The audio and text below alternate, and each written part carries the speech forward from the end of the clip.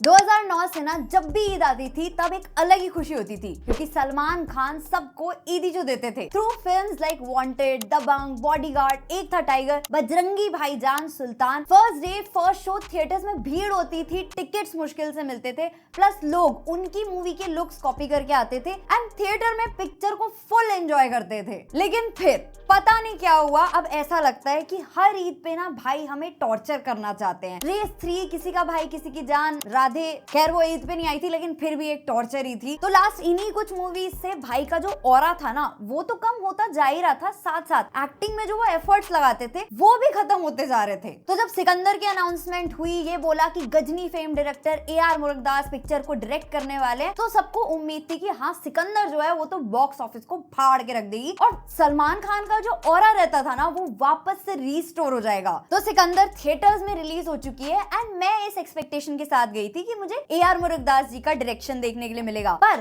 Picture देखने के बाद ऐसा फील होता है कि ये मूवी भाई ने ही डायरेक्ट करी है। क्योंकि जैसे पिक्चर में सिकंदर का larger than life philanthropist character है ना, आपको उसको देख के यही लगेगा कि ये तो भाई की वो इमेज है जो वो पिछले इतने सालों से जनता को दिखा के कन्विंस करना चाहते हैं। क्योंकि जब भी भाई को मौका मिलता है ना तो वो सबको ये बता देते हैं कि वो कितने सेक्युलर हैं, लॉ अबाइडिंग सिटीजन हैं, फिलैंथ्रोपिस्ट हैं, पेंटर हैं, सिंगर हैं और सबसे बड़ी चीज कि वो इमोशनल हैं। तो ये सारे एलिमेंट्स ना आपको सिकंदर में भी देखने के लिए मिल जाएंगे, जिसमें संजय राजकोट जो है वो राजा साहब हैं और उनकी प्रजा उनसे इतना प्यार करती है कि उनके ऊपर 49 केसेस पेंडिंग है और वो खुद कहते हैं Nobody's above the law. Jail नेता भी गए हैं, अभिनेता भी गए हैं, लेकिन फिर भी इतने सारे लोगों को मारने के बाद भी उन पे कोई लीगल एक्शन नहीं होता है। और अमीरी तो इतनी दिखाई है कि प्रजा को कोई भी प्रॉब्लम है, राजा साहब एकदम डाउन टू अर्थ रहते हैं और प्रॉब्लम ये रही, सोल्यूशन ये रहा, लो पैसे। लेकिन फिर एक इमोशनल रीजन की वजह से उन्हें मुंबई जाना पड़ता है और वहां पे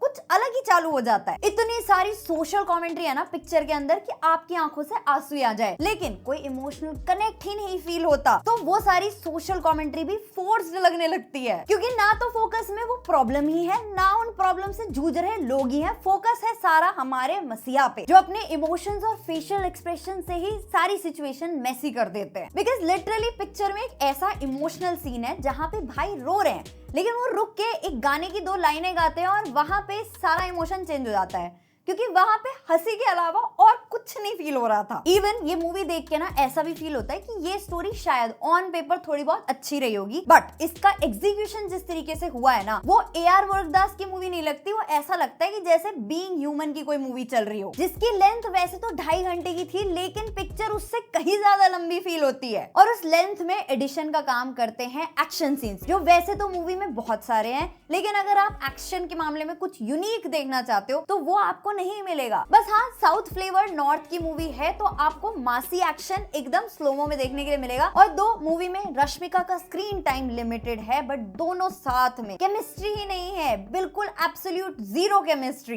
इवन रश्मिका का कैरेक्टर तो ऐसा फील होता है ना जैसे एनिमल के यूनिवर्स से उठा के उनको सिकंदर के यूनिवर्स में फिट कर दिया हो, वहां से रणबीर के कैरेक्टर से उनका डिवोर्स हुआ और यहाँ पे उनको सिकंदर मिला हो जो उन्हें ये बता रहा है कि अल्फा मेल एक्चुअल में क्या होता है। तो वहां पे तो मुझे फील हुआ कि ये शायद एक सटल डिग था towards Ranbir and his movie animal. और ऐसे एक और सीन में ना भाई ये एक्सप्लेन करते हैं कि उनके कैरेक्टर के 3 नाम क्यों हैं। तो वहां पे एक संजय दत्त का रेफरेंस आता है और आगे पिक्चर में एक और एंगल दिखाया जाता है। तो वहां से भी मुझे ये फील हुआ कि जैसे संजय दत्त की इमेज को थोड़ा सा व्हाइट वॉश किया गया हो। और यहाँ पे भी रश्मिका की एक्टिंग और एक्सप्रेशंस बिल्कुल वैसे ही है जैसे कि उनको छावा और उनको एनिमल में देखा था। और उनका एक्सेंट का तो सबको पता ही है। तो अगर आपने ट्रेलर देखा होगा तो उसमें एक सीन है जहाँ पे रश्मिका लग जा गले गा रही है। अब एक्चुअल में वो जो आवाज है वो यूलिया वंतूर की है। तो जैसे रश्मिका के एक्सेंट ने एनिमल के डायलॉग्स को खराब किया था, यहाँ पे वही काम यूलिया वंतूर का एक्सेंट इस गाने के लिए कर रहा है। प्लस ऊपर से जो रश्मिका ने उस पे लिप सिंक किया है वो उसको फर्दर डिस्ट्रॉय कर देता है। तो लग जा गले is forever spoiled for me. मुझे सुर नहीं हो तो तकलीफ होती। और अब आप इस टाइप की मूवी से क्या एक्सपेक्ट करते हो कि जो हीरो है उसका विलन के साथ जो बिल्डअप होना चाहिए वो बढ़िया होना चाहिए और जो उनका फेस ऑफ सीन होना चाहिए वो तो एकदम कमाल ही होना चाहिए। बट यहाँ पे सारा फोकस हीरो पे है इसीलिए विलन पे फोकस नहीं है। और जब जब भी विलन फोकस में आते हैं तो वो इतनी लाउड एक्टिंग कर रहे हैं जिसकी मुझे सत्यराज जी से तो उम्मीद नहीं थी। तो उनका कैरेक्टर ना तो जेन्युइन ही लगता है, ना ज्यादा विलेनस ही लगता है। और मूवी में बाकी जितने भी एक्टर्स हैं ना, आपको ये चीज पता चल जाएगी कि ये सब सलमान खान के कनेक्शंस के थ्रू ही आए होंगे और सबको बस उतना ही स्क्रीन टाइम या डायलॉग्स दिए गए हैं जितना भाई की मेहरबानी। और इस मूवी के जो गाने हैं, बैकग्राउंड म्यूजिक है, वो अगर आप इंडिपेंडेंटली सुनोगे ना तो आपको अच्छे लगेंगे, लेकिन वो मूवी की टोन के साथ मैच नहीं करते, इनफैक्ट करेक्टली प्लेस्ड भी नहीं लगते। जो एक पर्टिकुलर सीन का फिर इम्पैक्ट होना चाहिए वो आता ही नहीं है। तो अगर आपको रेस 3, किसी का भाई किसी की जान, राधे ये मूवीज पसंद आई है तो ये भी आपको डेफिनेटली पसंद आएगी। बाकी देखो,